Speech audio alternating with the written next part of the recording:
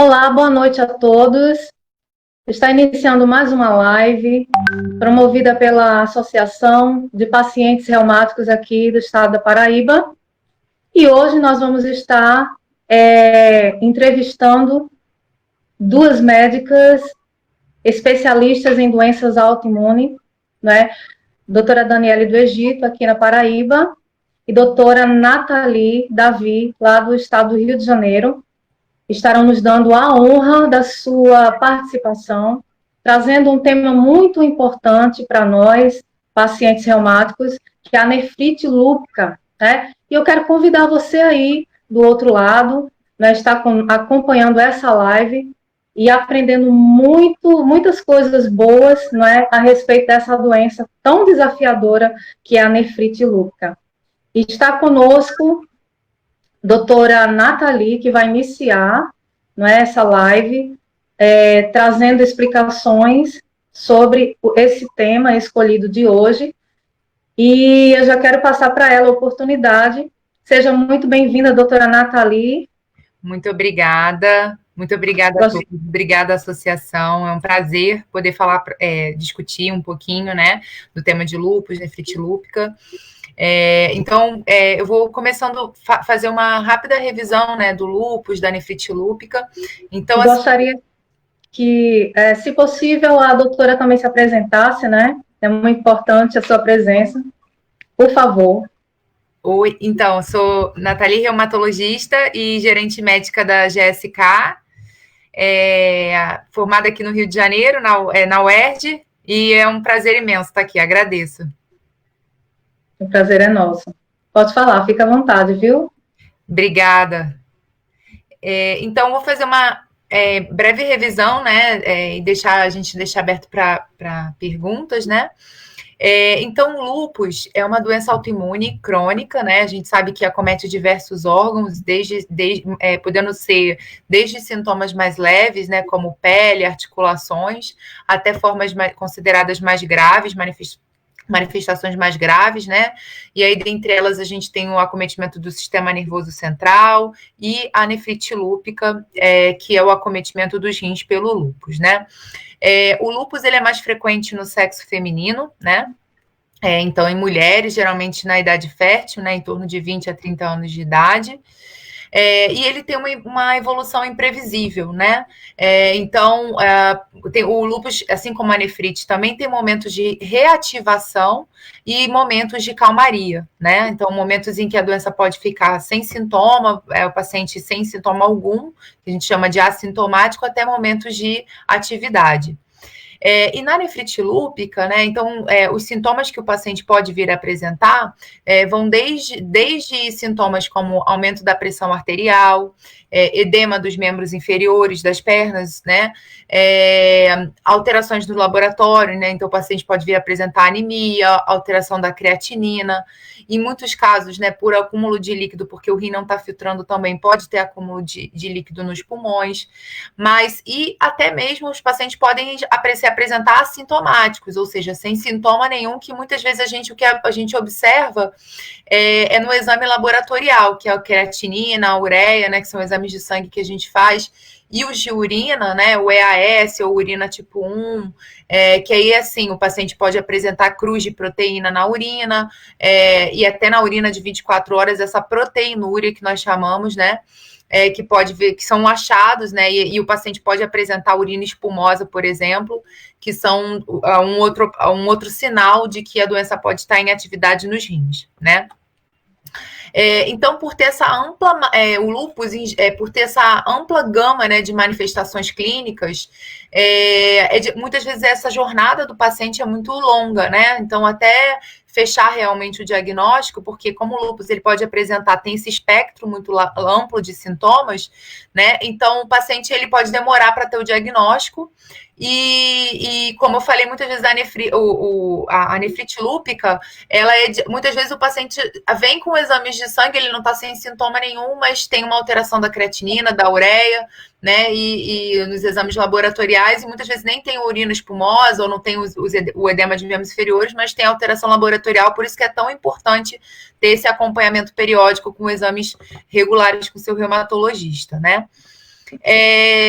A gente sabe que em relação à nefrite, né, assim como no lúpus, os fatores de risco associados, então a gente sabe que hoje, além do sol, né, então o sol é um dos principais fatores de risco, o fator de risco genético também, então se tem familiares de primeiro grau, né, parentes de primeiro grau, com alguma doença autoimune na família, então seja o próprio lúpus ou artrite reumatoide ou alguma outra doença autoimune, vitiligo, tem a hipotireoidismo de Hashimoto, outras doenças autoimunes, reumatológicas ou não, se tem esse histórico na família, não necessariamente o paciente vai vai desenvolver o lúpus, mas se ele tem uma predisposição genética e tem um gatilho que a gente fala ambiental, seja ele o sol, ou uma infecção, né?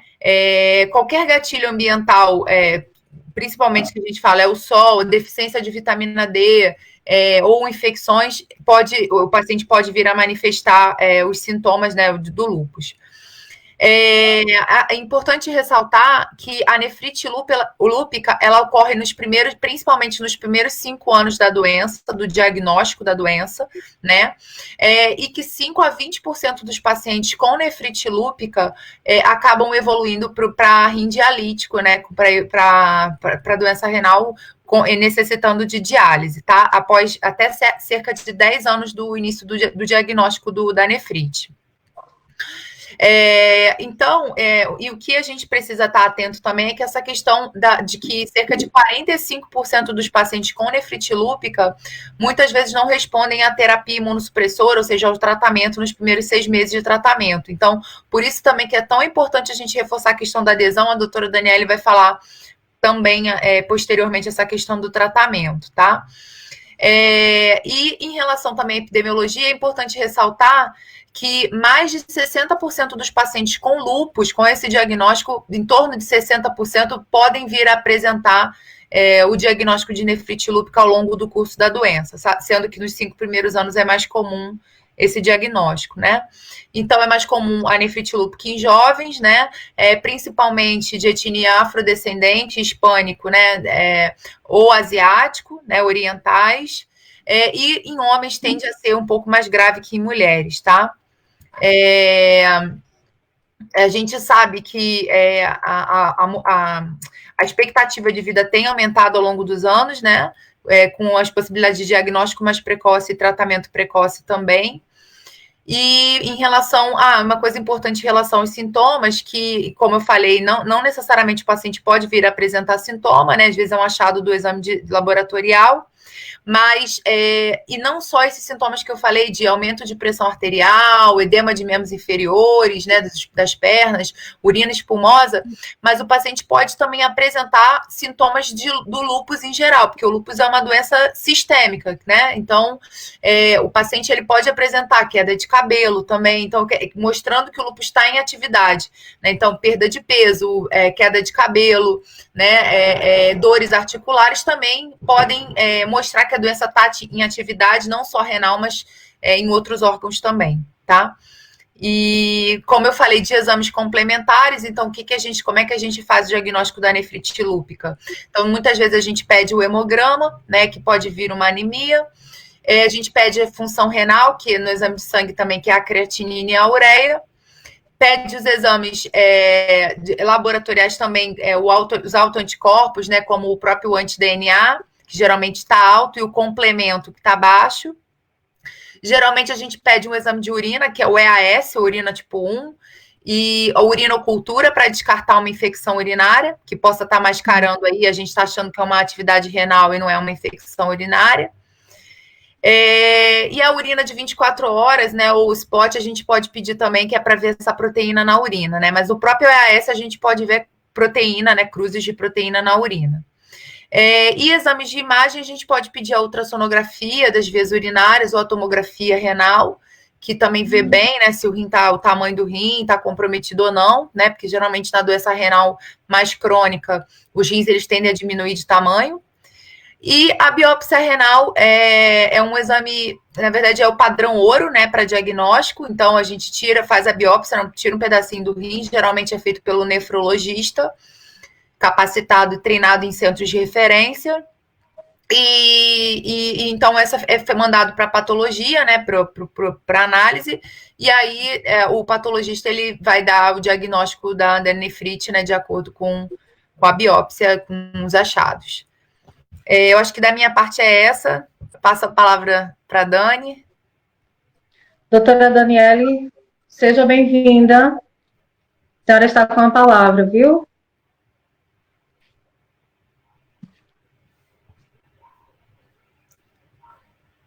Doutora Daniela, ela vai estar trazendo a questão do tratamento, né, da nefrite lúpica, e logo em seguida a fala dela, nós vamos estar trazendo algumas perguntas e interagindo com as duas médicas a respeito. Seja bem-vinda, doutora. A Dani está no mudo. Está mudo o seu microfone, doutora Daniele. Doutora Daniele. Oi. Agora Sim, né? Então, boa noite, Luciele, boa noite, Natália. Prazer estar aqui com vocês. Agradeço o convite da associação por estar discutindo esse tema tão relevante. Eu me chamo Daniele Agito, sou reumatologista no Hospital Universitário Lauro Vanderlei, sou responsável pelo ambulatório de nefrite lúpica e sou também professora de reumatologia da Universidade Federal da Paraíba. Então, como a Nathalie bem colocou, é importante que vocês saibam que os pacientes com nefrite, ele pode ser desde um paciente assintomático até um paciente que tem manifestações clínicas. Eu não vou repetir, ela já enumerou aqui as manifestações clínicas que podem ocorrer, como é feito esse diagnóstico, quais os exames que a gente precisa ter em mãos para dizer que um paciente tem nefrite lúpica, e também pontuou de forma muito clara a importância da biópsia renal para os nossos pacientes. Eu queria só complementar que a gente não precisa, em todos os casos, de uma biópsia renal para dar o diagnóstico. Como a Nathalie falou, os exames podem ser suficientes para esse diagnóstico, mas sempre que a gente puder ter a biópsia renal, nós devemos ter, porque é o melhor exame para mostrar realmente o que está acontecendo naquele rim. E aí eu toco nesse ponto da biópsia renal, já que a gente vai falar do tratamento, que muitas vezes a gente seguia pela clínica do paciente, pelas alterações que a gente encontra no exame de urina, no sumário de urina, que é a urina tipo 1, a gente seguia no nível da proteinúria que o paciente está apresentando, se ele tem uma alteração da função renal ou não, para tentar caracterizar a classe renal, porque a nefrite lúpica ela tem classes de comprometimento, né?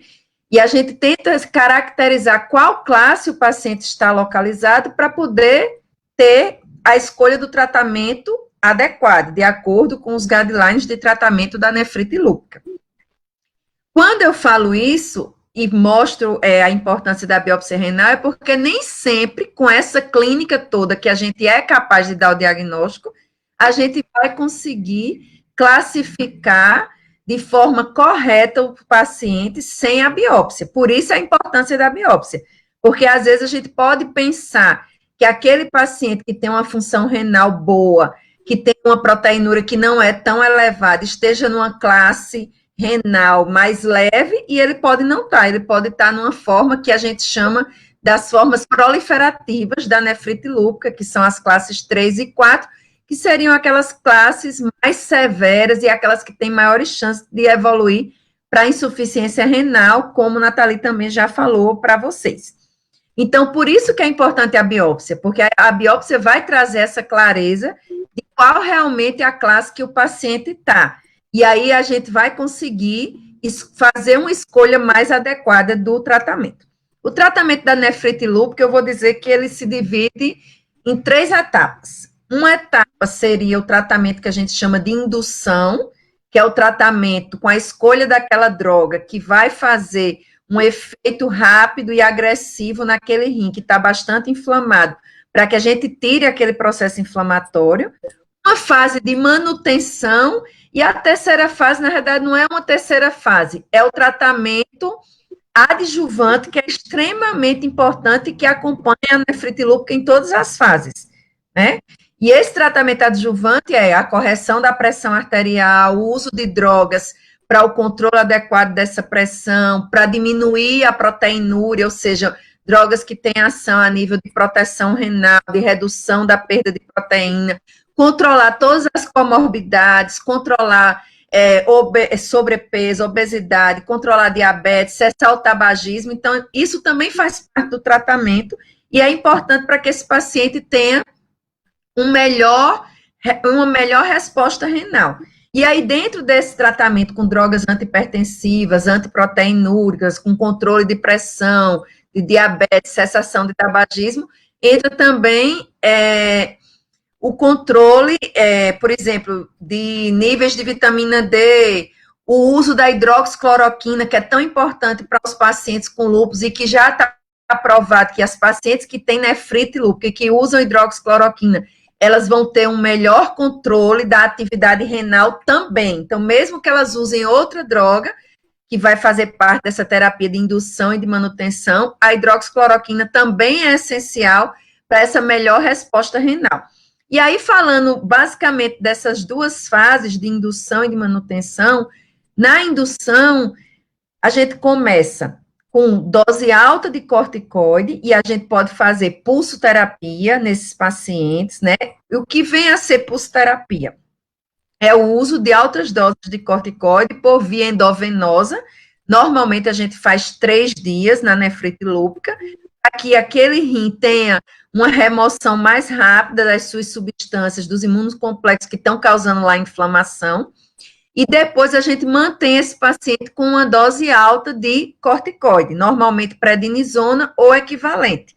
E aí a gente mantém esse paciente com uma dose de 0,5 a 1 miligrama por quilo dia, aproximadamente um mês, 4 a 6 semanas, e depois a gente vai fazendo um desmame gradual desse corticoide de acordo com a resposta do paciente, com o objetivo de, aos 6 meses, esse paciente estar com uma dose menor do que 10 miligramas e ele atingindo uma resposta completa daquela atividade inflamatória renal.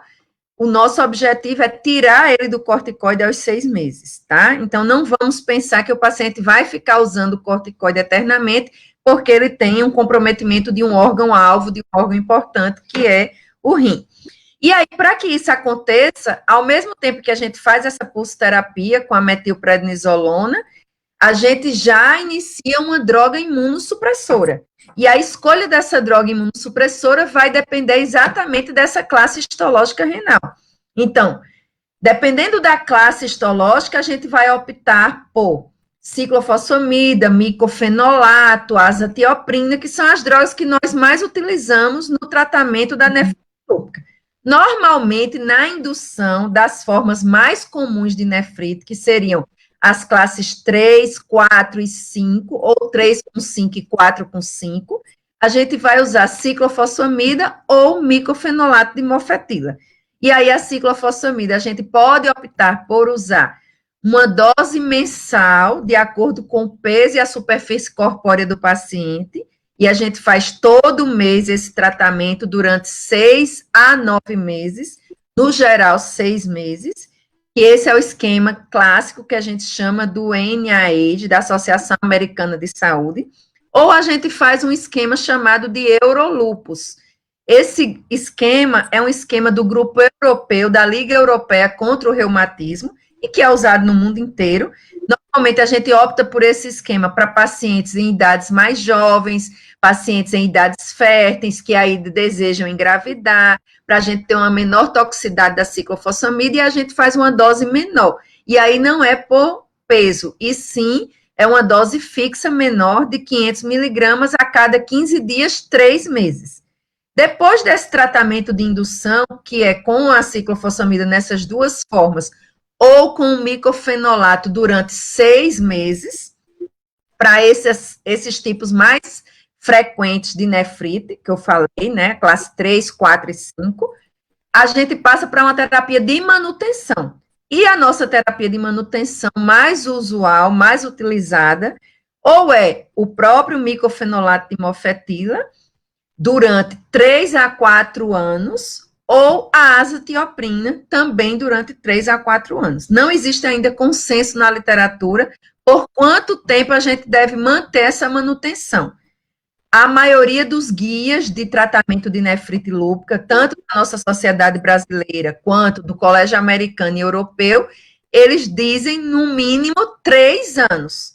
Quando o paciente atinge uma resposta completa renal, ou seja, ele deixou de ter alteração no sumário de urina, a proteinúria está abaixo de 500 miligramas, a função renal está normal, que é o nosso objetivo do tratamento, é quando a gente tem mais segurança de fazer esse desmame, após esse tratamento mínimo de 3 anos. Se o paciente não atinge essa resposta que a gente objetiva após os 3 anos de tratamento, logicamente, muitas vezes a gente não vai poder suspender essa medicação. Às vezes a gente vai precisar rever esse tratamento, ou às vezes a gente vai precisar, se for um caso de uma não resposta, fazer uma nova indução, tá? Às vezes até após o próprio período de indução, se o paciente não respondeu nada, ou ele não atingiu nenhuma resposta parcial, a gente tem que reinduzir novamente. Então, por exemplo, se ele escolheu e foi feito ciclofosfamida e ele não atingiu essa resposta, a gente vai trocar e vai fazer micofenolato. Se a gente escolheu o micofenolato e ele não atingiu essa resposta, a gente vai trocar e vai fazer ciclofosfamida. Contanto que a gente chegue a essa resposta. Por quê?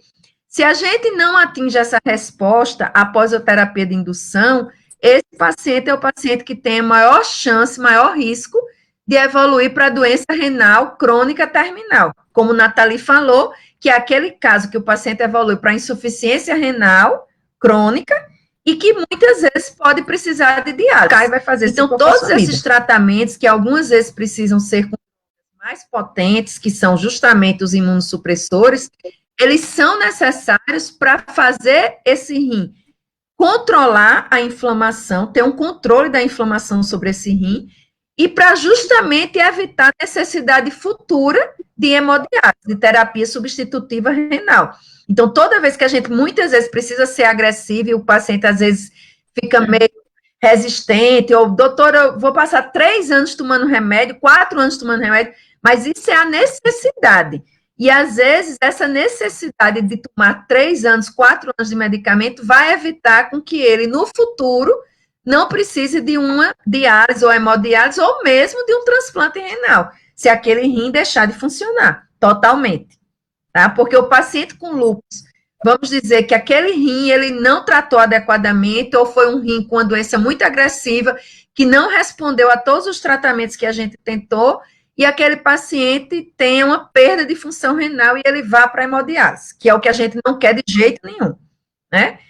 Se ele tem lúpus e ele foi para a hemodiálise, ele pode ser um candidato também a transplante renal, tá? Não é proibido ele fazer o transplante porque ele tem lúpus, já entrando até talvez em alguma dúvida de algum paciente. Mas o que a gente não quer é que isso aconteça. A gente quer usar todas as drogas disponíveis e agora a gente tem novas medicações no mercado sendo estudadas para casos refratários, para aqueles casos onde essas drogas de base, elas não conseguem controlar o quadro renal, aí a gente pode ir para outros tratamentos, que é, no caso, para nefrite refratária, tá? E aí talvez eu deixe para discussão, o que você quiser perguntar, e a gente vai discutir junto com Nathalie, mas eu acho que deu para que as pessoas e os pacientes, principalmente, entendam um pouco como é que se comporta o tratamento dele. Sim, doutora, perfeito. Mas entrando aqui em algumas perguntas, existe uma pergunta a respeito do sangue na urina. Geralmente, quem tem nefrite lúpica apresenta o sangue na urina? Não necessariamente, né? Então, assim, quando pode ter como manifestação, né, a hematúria, que a gente chama, é o termo médico, né, que é o sangue na urina, mas não necessariamente. Às vezes, só o achado pode ser só a proteína urinária. Então, depende da classe histológica que, se for realizada a biópsia, dependendo da classe histológica, por exemplo, uma classe 5, geralmente o principal achado é só a proteína na urina. Quando o achado de hemácias ou hemoglobina na urina é mais típico da classe 3 ou classe 4, que a Dani falou. Então, assim, nem sempre vai ter sangue na urina, né? E muito, assim, assim, nem sempre vai ter sangue macroscópico, que a gente fala que é a olho nu, né? Que você olha o sangue na urina. E nem sempre vai ter microscópico, que é quando o patologista, né, ou quem está analisando a urina, vê os glóbulos vermelhos ou hemoglobina, né, que é o sangue microscópico, vamos dizer assim. Então, nem sempre é um achado que nem sempre é um achado tanto macroscópico quanto micro, né? Então, vai depender também da classe dessa nefrite que está acometendo o paciente. Perfeito. Queria perguntar para a doutora Daniele, né? Uma pergunta de Suelda Ferreira, lá de Cajazeiras. Ela queria saber, doutora, como diferenciar o diagnóstico do lúpus, de lúpus a nefrite lúpica, não é? Porque muitas dessas doenças autoimunes são parecidas, né? Essa é a dúvida que ela tem. Ela quer saber como diagnosticar nefrite lúpica. Não entendi muito bem. Como diferenciar nefrite lúpica dentro desse diagnóstico de lúpus? De lúpus? Já é dentro do diagnóstico. Sim. Assim, como a Nathalie falou, a nefrite lúpica é uma das manifestações mais comuns do lúpus. Porque das manifestações sistêmicas do lúpus, que o lúpus é uma doença sistêmica, o rim é o órgão-alvo mais afetado, assim, em termos de órgão nobre, né? E praticamente 50% a 60% dos pacientes com lúpus, em algum momento da sua evolução de doença, principalmente nos primeiros 5 a 10 anos, eles vão apresentar algum grau de comprometimento renal. E aí o reumatologista que trata de pacientes com lúpus, ele sabe que ele vai precisar fazer exame de urina com frequência, independente das queixas do paciente. Como a Nathalie também falou, o paciente ele pode ter sintomas de inchaço nas pernas, que é edema de membros inferiores, pressão alta, líquido no abdômen, que é ascite, por perda de proteína, mas ele pode ser totalmente assintomático e ele já ter nefrite. E aí, como é que um paciente totalmente assintomático tem nefrite? Tem. Por quê? Porque aquele rim começou a inflamar, começou a ter alterações que a gente identifica só no sumário de urina, né? Como a Nathalie falou, pode ter sangue, pode ter proteína, pode ter células, cilindros celulares, que a gente chama, que é um tipo de alteração que ocorre lá no rim, e que a gente pega isso no sumário de urina, e o paciente não está sentindo nada. Como o lúpus afeta muito os rins, então se o paciente ele começa a ter alterações frequentes de repetição no sumário de urina, começa a ter uma elevação da proteinúria, ele não tem uma infecção urinária que justifique aquilo, ele não tem, por exemplo, o cálculo renal que justifique a presença de sangue na urina. Então, por que ele está tendo alteração na urina? É porque ele tem uma nefrite, porque é muito comum no lúpus. E se a gente tem alguma dúvida da causa daquela nefrite, por exemplo, se a gente tem alguma dúvida se aquela alteração que a gente está vendo no sumário de urina, na proteinúria de 24 horas, possa ser de outra causa, aí mais do que nunca a biópsia vai ser fundamental para fazer esse diagnóstico diferencial, porque ela vai mostrar se aquele rim ele está sendo comprometido só pelo lúpus, porque a gente tem várias características na biópsia do rim no lúpus, tá? Ou se por acaso aquele rim tem alguma outra alteração de alguma outra doença que possa estar comprometendo ele também. Porque, por exemplo, o paciente ele pode ter comprometimento por microtrombos em quem tem lúpus e SAF, síndrome do anticorpo antifosfolípide. E às vezes ele tem proteinúria alta, ele tem pressão alta, você acha ou tem quase certeza que ele tem uma nefrite por inflamação do lúpus, e quando você faz a biópsia, às vezes não tem inflamação no rim, é tudo trombo da SAF. Por isso que a biópsia é importante. Mas, assim, os exames iniciais básicos, eles são suficientes para sugerir para a gente que aquele rim possa estar afetado. Tá, Luciene? Aí eu acredito que eu tenha esclarecido a Sim, doutora. Suelda, não é isso? Suelda, de Cajazeiras. A Érica Patrícia, ela está perguntando a respeito da questão da água de coco. A gente sabe que a água de coco tem muitas propriedades, muitas vitaminas, inclusive a vitamina B, não é? E a gente queria saber, no caso a Érica, se ela interfere na questão dos rins, do funcionamento dos rins. Quer falar, Dani? Água de coco tem muito potássio, né? Assim, que eu saiba... glicose. Oi? E glicose, glicose. Então, assim, quem tem algum acometimento no rim, não é indicado tomar água de coco, não é isso?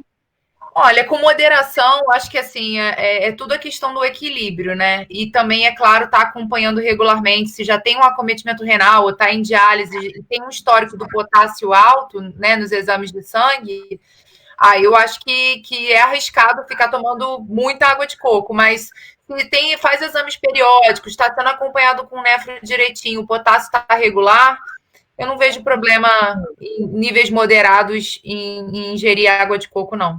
Concordo. Se o paciente tem a função renal normal e ele não tem nada, mesmo que ele tenha uma nefrite, se a função renal é normal, exato, ele falou, ele pode tomar água de coco. Agora, se ele tem a função renal alterada, na maioria das vezes eles vão ter até que ter restrição de líquido. Exato. Só vai poder tomar, por exemplo, 1 litro de líquido por dia, 1,5 litros, e aí ele não vai poder estar usando muita água de coco. Ele vai ter que ter aquilo bem no limite.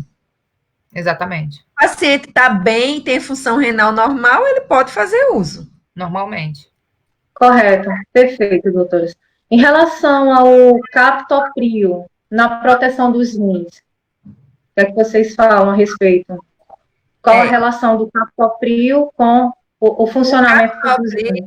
Ele é uma medicação que é antihipertensiva, mas ela é também antiproteinúrica.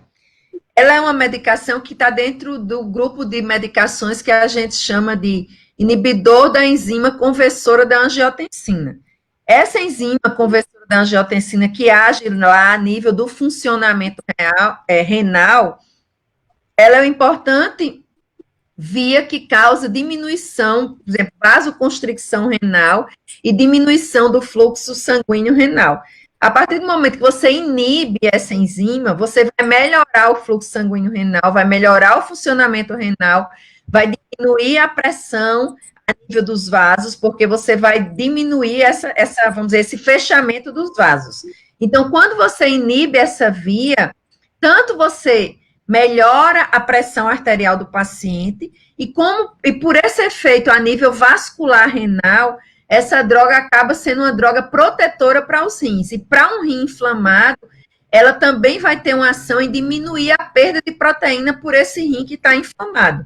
E é por isso que é uma droga que a gente usa tanto, não só o captopril, mas o enalapril e outras drogas que são inibidores da enzima conversora de angiotensina, nos pacientes com nefrite. Mesmo que não estejam hipertensos, a gente usa como poupador de proteína, para diminuir a pressão a nível renal e para diminuir a perda de proteína pelos rins. Correto, doutora. Em relação aos benefícios da vitamina D, uma das nossas perguntas, né, para o funcionamento dos rins, a vitamina D. E qual a importância? A vitamina D, ela, além da produção no sol, né, pelo sol também na pele, a vitamina D ela também é convertida numa forma ativa também. Durante todo o processo de ativação da vitamina D, além do sol, passa também pelos rins, né?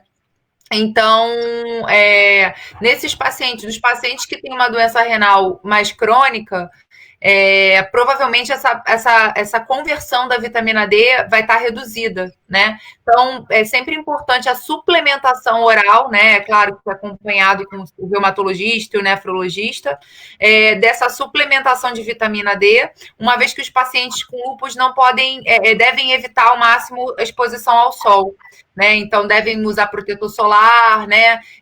Proteção com a roupa, né, com proteção para radiação ultravioleta, bonezinho, então sempre com esse cuidado aí de não se expor ao sol. Então, provavelmente, assim, os pacientes com lúpus geralmente tem uma deficiência de vitamina D. E a gente sabe hoje que a vitamina D, ela interfere, né, nesse gatilho aí da autoimunidade. Então, por isso que é tão importante também a gente ter um acompanhamento periódico, né? Então, geralmente a gente tem esse cuidado pelo menos a cada 6 meses, uma vez ao ano, dosar a vitamina D para ver se não é necessária a suplementação, né? Dani, se quiser complementar. Não, eu acho que é isso. Perfeito. Perfeito, doutora. Chegou uma pergunta aqui para nós no WhatsApp. Estão perguntando se a proteinúria,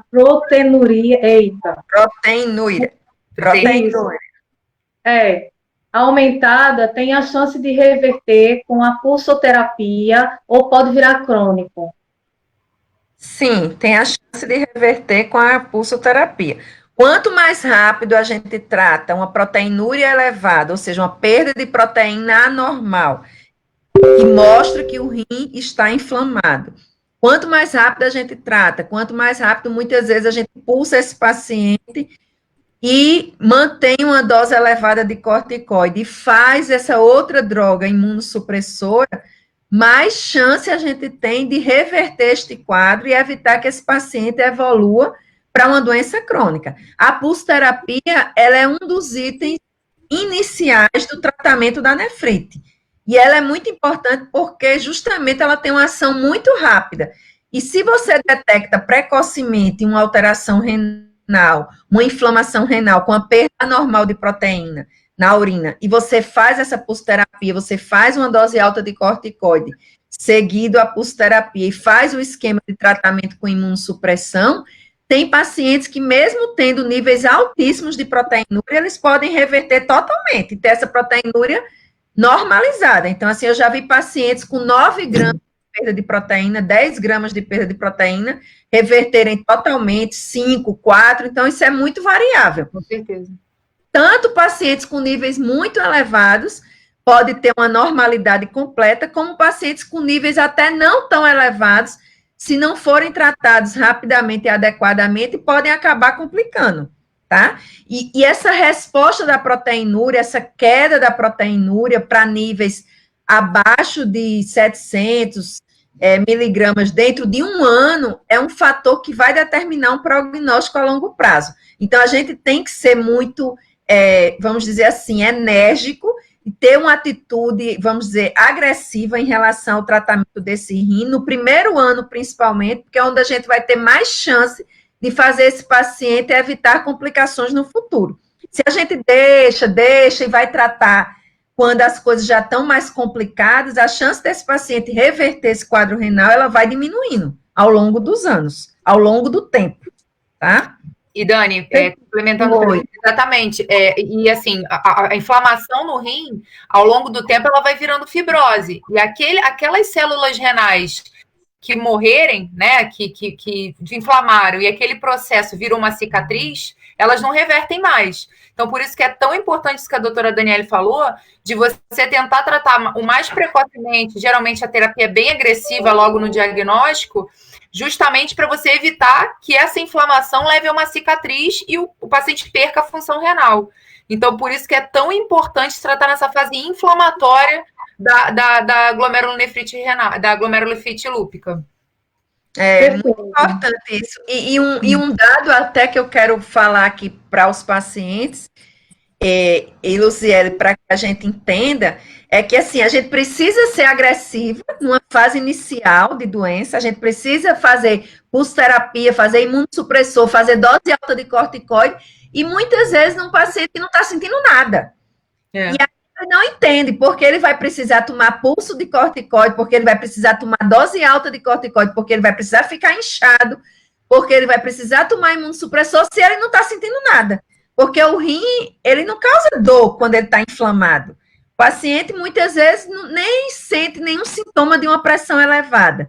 Ele não sabe que está perdendo proteína, então ele não está sentindo nada.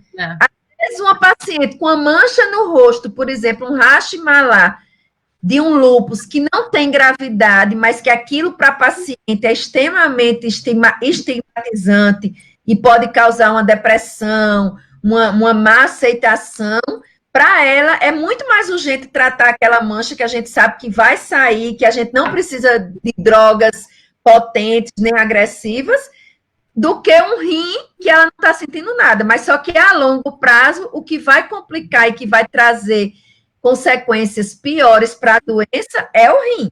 E é por isso que a gente, às vezes, realmente precisa conversar com o paciente para que ele entenda a necessidade daquele tratamento naquele momento, mesmo que ele esteja sem sentir sintomas. Isso, adesão ao tratamento. Adesão ao tratamento é a chave. Adesão. Correto. Mais uma pergunta, doutoras. Estão perguntando se a nefrite, ela causa uma sensação, dor, uma sensação de peso nos rins. Não. Se a nefrite, ela causa essa sensação. Não. No geral, não. Certo. O que a paciente pode sentir em alguns casos é justamente se ela tiver uma perda de proteína muito grande, ela pode começar a acumular líquido no abdômen, que a gente chama de ascite. Por quê? Porque a proteína é que mantém o líquido dentro do vaso. Se ela está perdendo muita proteína, aquele líquido ele vai extravasar do vaso para o meio abdominal, que a gente chama de interstício. E aí ela vai ficar com líquido na cavidade abdominal e ela pode sentir um desconforto, um peso, só nesses casos, mas não é do rim. Já é uma consequência da perda de proteína pelo rim. Para dar dor renal, assim, geralmente é mais cálculo renal que migra, né? Que dá dor. Que aí dá dor, ou uma infecção urinária, né? Que aí a gente chama de pielonefrite, que aí quando você faz o teste da punho-percussão, né? Que você bate na região dos rins, no flanco, que a gente chama, e aí o paciente pode sentir dor, mas geralmente só nesses casos, assim, desconheço da nefrite especificamente. Outra pergunta aqui também, doutoras, a respeito de quem tem nefrite lúpica, pode usar valsartana? Pode.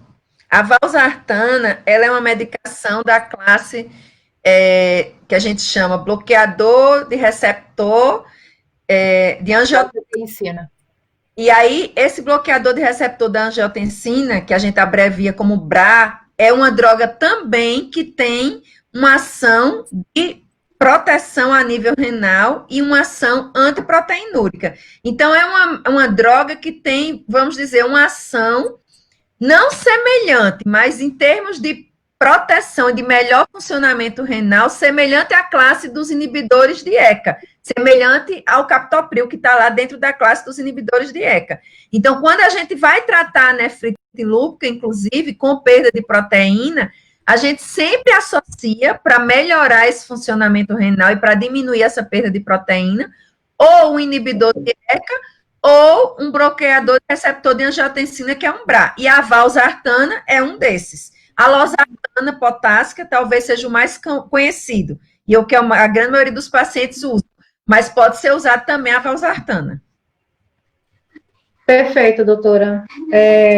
Eu queria perguntar para a doutora Nathalie sobre a gestação, né? Quem tem nefrite lúpica pode engravidar, doutora? Então, acho que gestação e lúpus é um tema que, assim, eu acho que isso tem que ter franqueza com o paciente, né? Você ser franco que, assim, o paciente, ele tem um momento certo, né? A paciente, ela tem um momento certo para engravidar, né? Que principalmente naquele momento que a doença está mais calma.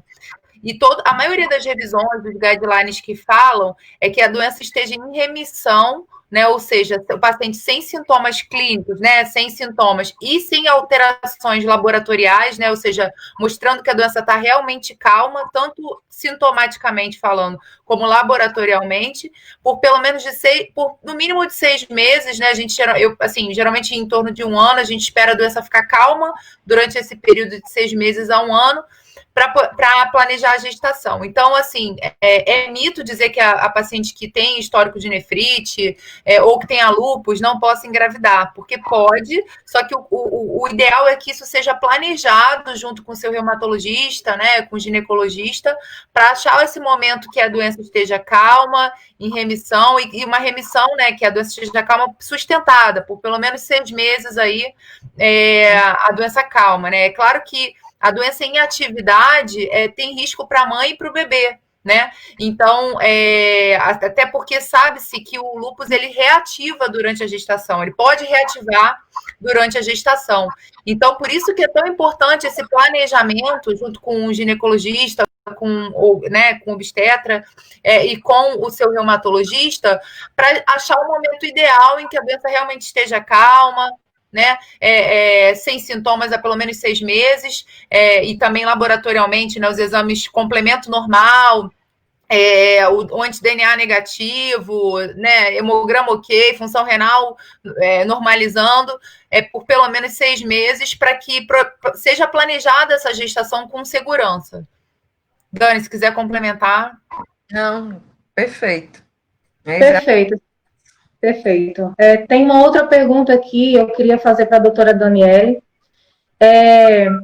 Quem tem proteinúria flutuante tem a ver com está associada à alimentação, doutora? Não. Ou é o excesso, ou é o consumo excesso de proteína? Não. É uma paciente portadora de lúpus?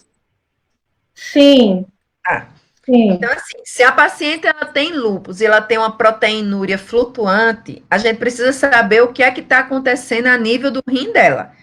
Não é pela alimentação que ela vai ter perda de proteína maior, porque está comendo mais proteína, ou perda de proteína menor. Não. Na realidade, a gente tem uma perda que é considerada normal. Todo mundo tem uma perda que é considerada normal. E essa perda normal independe do nível de proteína que a gente vai estar se alimentando, porque o nosso organismo está preparado para metabolizar e até para usar essa proteína nos músculos, nos tecidos e nos órgãos, né, onde se utiliza a proteína, tá? Mas quando o paciente com lúpus ele está tendo uma proteinúria flutuante, provavelmente ele tem algum grau de comprometimento a nível desse rim. E aí o que a gente precisa saber é, ele está tendo uma proteína flutuante porque o tratamento que ele está fazendo não está sendo adequado ou está sendo suficiente para controlar essa perda de proteína. E aí, por isso que vai ter épocas que o paciente pode ter uma perda dentro de um nível menor e depois voltar a subir novamente. Às vezes, isso acontece em períodos de piora da atividade renal, porque o rim também pode ter, do mesmo jeito que o lúpus entra em atividade e entra em remissão, a nefrite lúpica, ela entra em atividade e entra em remissão. Então, o paciente ele pode entrar em atividade renal e ter o que a gente chama de um flare renal, e aí ter uma perda de proteína maior, e aí você faz um tratamento e ela volta a normalizar ou cai e depois volta a subir novamente.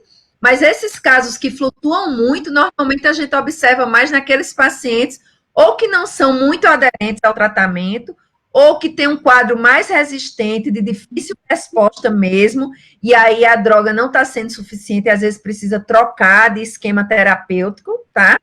É onde normalmente a gente observa. E também lembrar que esses pacientes que têm proteinúria flutuante, se a doença, se a nefrite estiver sendo bem controlada, pode ser também por outras causas, porque às vezes aquele rim ele é afetado pelo lúpus, mas ele pode ter outras patologias que também estejam agredindo ele e também seja causa dessa proteína estar alterando, estar oscilando.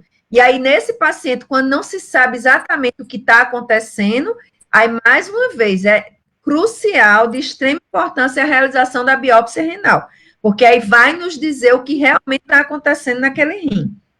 O diabetes mesmo, né, Dani? O próprio diabetes também, Então, assim, paciente que tem histórico de nefrite, tem histórico de diabetes, então, assim, sempre ver se esse diabetes não está descontrolado, ou até se estiver controlado, é esperado que possa haver uma proteinúria relacionada ao próprio diabetes, né? Então, também está atento justamente ao que você falou, essas comorbidades que o paciente possa ter.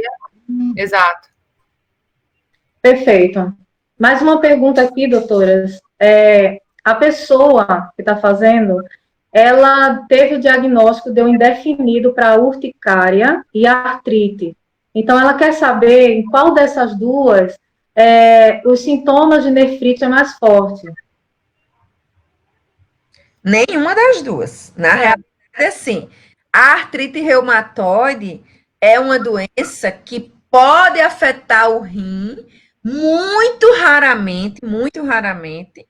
Normalmente é muito mais por complicações da artrite reumatoide ou pelo uso crônico de anti-inflamatórios ou por uma amiloidose, que é uma outra patologia que vem junto da artrite reumatoide, que pode levar a uma doença renal crônica.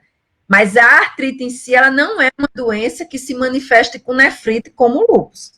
E a urticária isolada é uma doença de pele e alérgica.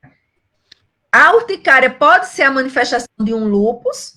Até pode, porque o lúpus pode dar vários tipos de manifestações cutâneas, entre elas manifestações urticariformes. Mas se ela tem uma urticária e tem uma artrite, ela tem sintomas sugestivos de doença autoimune. Então, ela, na realidade, precisa ser investigada, né? Fazer exame de FAM, fazer a dosagem de outros autoanticorpos, avaliar esse rim através de outros exames, para ver se ela tem alteração no sumário de urina, se ela tem alteração na proteinúria, mas, assim, a nefrite, ela não é uma manifestação nem de urticária e nem de artrite. Perfeito. Você quer completar mais alguma coisa? Não, doutora Nathalie? Perfeito, né? Olha só, gente, nós já estamos a 10 minutos para concluirmos a nossa live, e eu gostaria de pedir para que as doutoras fizessem suas considerações finais, não é? Quem vai iniciar aí pode ficar à vontade, viu? Dani, por favor. Então, foi um prazer estar aqui com vocês, eu agradeço o convite. O tempo passa que a gente nem percebe. Muito rápido. Poder ter contribuído para esclarecer dúvidas e para ajudá-los, né, a entender um pouco melhor o que pode acontecer nos rins de um paciente com lúpus. E, assim, eu gostaria de deixar de mensagem mesmo, assim, de grande importância, é que aquele paciente que tem lúpus, que tem doença autoimune, que tem doença inflamatória crônica, independente de ter nefrite ou não, e tendo nefrite mais ainda, ele precisa ter uma aderência ao tratamento, ele precisa ter uma confiança no médico, ele precisa saber que mesmo ele estando bem, ele precisa realizar os exames para que a gente não seja surpreendido pela doença, e sim a gente surpreenda a doença. Ou seja, a gente consiga identificar as alterações que estão ocorrendo antes que aquela doença se complique ou se manifeste de forma mais exacerbada, porque em todo paciente com doença crônica a gente sabe que existe altos e baixos, e o que a gente quer na realidade é sempre surpreender os altos, e não ser surpreendido por eles, não deixar que a doença descompense para poder a gente ter que agir. O ideal é que a gente consiga identificar que aquela doença está ficando descompensada, e aí sim já tratar adequadamente os nossos pacientes, para que todos, de uma maneira geral, consigam viver melhor, com melhor qualidade de vida. Eu acho que essa é a minha mensagem. Então, eu acho que a adesão ao tratamento, né, é tudo quando a gente fala em doença crônica. E no rim não é diferente. É mais ainda importante, tá? Perfeito. Doutora Nathalie? Primeiramente, queria agradecer de estar aqui, da oportunidade de estar com vocês, né? Obrigada, Dani, obrigada, associação, Luciele. Eu acho que o paciente bem informado é o paciente que vai aderir bem ao tratamento, né? Então, se ele souber bem da doença, das consequências, né? Souber da sua jornada bem, ele sendo bem informado e munido dessas informações, eu acho que esse é o papel da associação de pacientes, eu acho que, e das sociedades médicas, eu acho que o paciente ele vai ter força para lutar pelos seus direitos e saber que a adesão ao tratamento, a importância do tratamento, de ser amigo do seu médico, que ele também vai querer o seu bem, né? Ninguém mais do que você próprio e seu médico que vão ter esse relacionamento para poder levar e levar a longo prazo esse tratamento de uma forma saudável, né, com os esclarecimentos certinho. E eu acho que, assim, sempre procurar a fonte de informação adequada, que é seu médico, as sociedades, né, de reumatologia, sempre tem a parte para o paciente, para informações para o próprio paciente, a própria cartilha, né, que tem da Sociedade Brasileira. Então, a informação correta, buscar sempre, porque a adesão ao tratamento é super importante e a gente sabe que os pacientes bem informados são aqueles que vão ter os melhores desfechos, né? E acho que essa é a minha mensagem final. Eu queria agradecer e estou à disposição. Perfeito. Eu quero agradecer, não é, primeiramente a vocês por participarem, né, dessa live tão maravilhosa que nos trouxe esclarecimentos a respeito de um tema tão desafiador, né?